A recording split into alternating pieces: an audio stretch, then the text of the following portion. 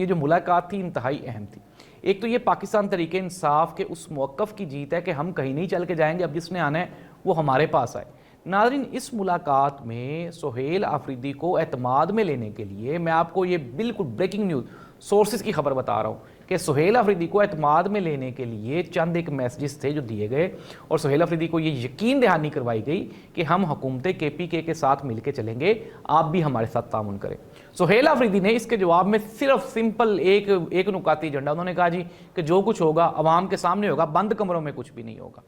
تو ناظرین، یہ بہت بڑی ڈیولپمنٹ ہے KPK کے حوالے سے۔ میں نے آپ کو یہ خبر دی تھی کہ سہیل آفریدی یہاں پہ رکے گا نہیں، اور آج ہم نے دیکھ بھی لیا کہ نیب کے مختلف جو افسران ہیں ان کو بھی KP اسمبلی میں بلایا گیا، اور PTI کے وہ لوگ